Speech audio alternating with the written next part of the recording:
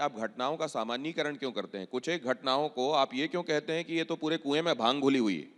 कुछ एक घटनाओं के आधार पर आप ये कह सकते हैं क्या? आप देखिए बाकी जगहों पर मुसलमानों की स्थिति देखिए, भारत में उनकी स्थिति देखिए, कि आपको ये फर्क नहीं, समझ में नहीं आता? नहीं, क्या मैं क्या कोई किराएदार हूं यहाँ पे?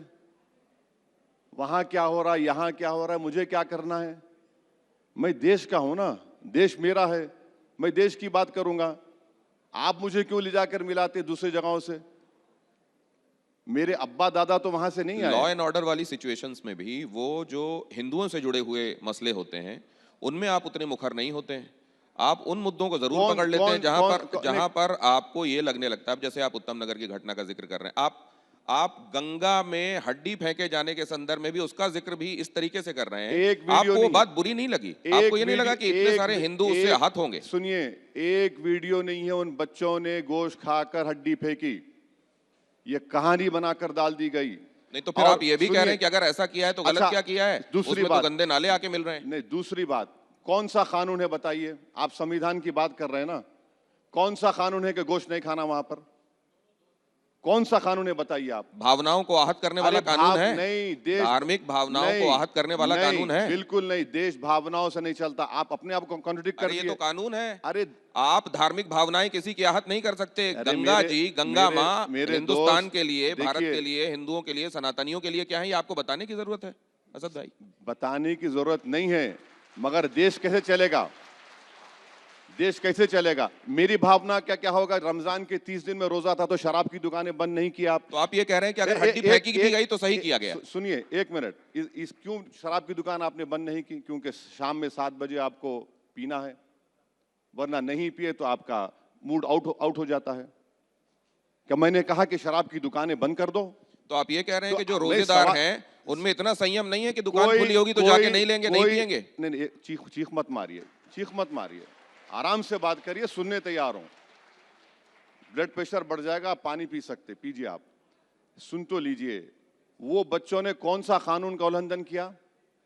और आपने एफआईआर में उनको बाद में लिख दिया लाइफ जैकेट पहने हुए हैं, कश्ती आपकी है, लाइफ जैकेट मुझे दे रहे हैं। आपने कहा कि उन्होंने उस कश्ती का वो कर लिया, बगैर जबरन लेकर चले गए। संभल का एक मामूली इंस्पेक्टर बोलता है, इलाहाबाद के हाईकोर्ट के जज ये कहते हैं। आप देश को संविधान से चलाइए। नहीं, अब मैं दूसरी बात आपसे जानना चाहता हूं। आप दो बातें इसमें कह रहे हैं। एक तो कह रहे हैं कोई वीडियो नहीं है, उन्होंने ऐसा नहीं किया। नहीं क्या? दूसरे आप ये कह रहे हैं कि अगर ऐसा हो भी गया तो क्या ऐसा हो गया कि उसमें इतना हाय तौबा होनी चाहिए, आप ये कह रहे हैं? मेरी एक बात सुनिए, आप सनातनियों की बात कर रहे हैं, पूरा सूरज गिरता है गंगा के अंदर, बड़ी बड़ी क्रूज चलती हैं, उसका गंदगी गंगा में गिरती है, उसकी आपको फिक्र नहीं है। कोविड के जमाने में लाशें तीर रही थी, जब इंसानियत कहां गई? ये इन दोनों घटनाओं की आप तुलना कर रहे हैं। आप असद भाई एक चीज आपके सामने मैं रख रहा हूं। मेरी माँ मान लीजिए कहीं बैठी हुई हैं और मैं अपने पैरों को वहां से मान लीजिए निकाल रहा हूं, उनको मेरा पैर लग गया, मैंने उनके पैर छू लिए वापस। एक होता है मैं उनसे ये कहूं कि मेरे पैर तो तुमको आते जाते लगते रहते हैं, तो कोई बात नहीं है, फिर पैर लग गया। ये जो आप कह रहे हैं गंगा में हड्डी वाली बात कि वहां सीवेज गिरता है, ये गिरता है या हड्डी विसर्जित की जाती है, ये कहीं हो जाता है, बात अलग है, लेकिन मैं खा के फेंकूंगा, ये तो जानबूझ के किया गया अपमान हुआ ना? देखिए, जानबूझकर किया नहीं, देखिए आप रूल बनाइए, आप रूल बनाइए।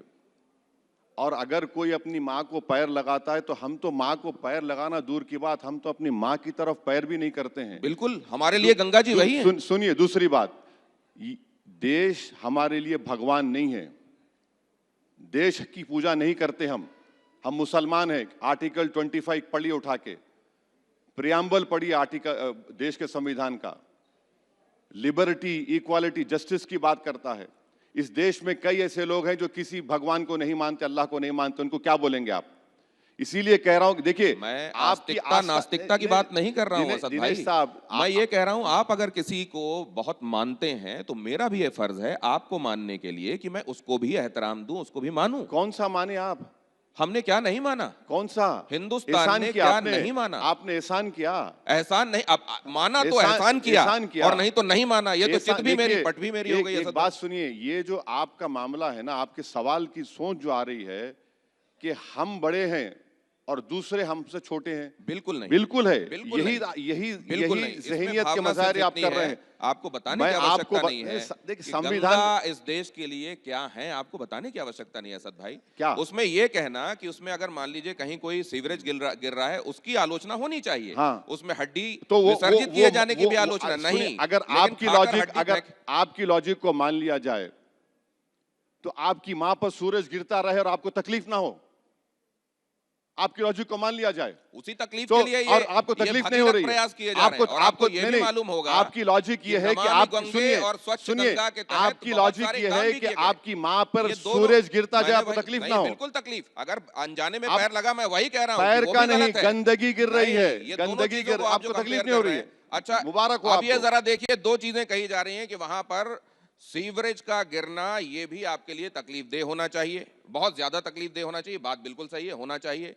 लेकिन खाकर गंगा में हड्डी फेंके जाने का मसला क्या वैसा ही है जैसे सीवरेज का गिरना? आप में से कितने लोग ऐसा समझते हैं? कृपया हाथ खड़ा करें कि एक जैसी घटना है ये एक जैसी घटना देखिए यहां बैठे किसी आदमी को नहीं लग नहीं, रही। नहीं, मैं देखिए, ये पूरे मान भी लें, ये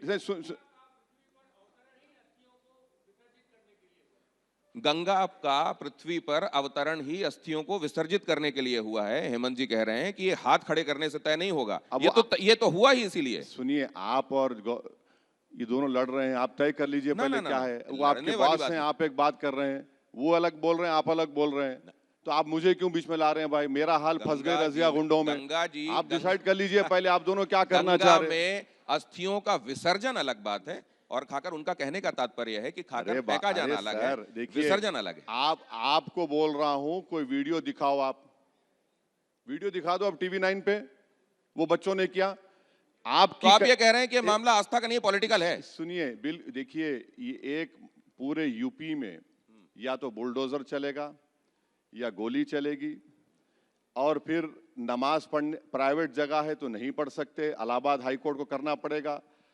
दिल्ली में, देश की राजधानी है, उत्तम नगर में बोला जाएगा खून की होली खेलेंगे तो हाई कोर्ट जाना पड़ता है। ये सब मिसालें क्या बता रही हैं कि रूल ऑफ लॉ नहीं रहेगा, फिर जिसकी लाठी उसकी भैंस होगा। तो फिर आप अनार्की की तरफ जा रहे हैं। रूल ऑफ लॉ नहीं रहेगा, जिसकी लाठी उसकी भैंस। क्या असदुद्दीन ओवैसी ये बताने का प्रयास कर रहे हैं कि ये जो है, ये मसला ज्यादा पॉलिटिकल है, ज्यादा सियासी है?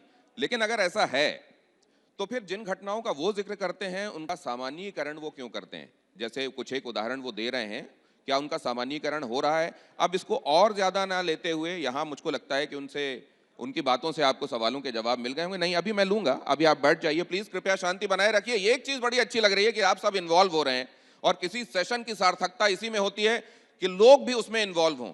वैसे मैं आप लोगों को एक बात बता दूं, आज जो असद भाई के साथ ये सेशन हो रहा है, ये सिर्फ 15 मिनट का सेशन नहीं है, ये 15 मिनट से ज्यादा वाला सेशन है। तो तालियां एक बार जोरदार होनी चाहिए। अब जरा इस चर्चा को आगे बढ़ाता हूं।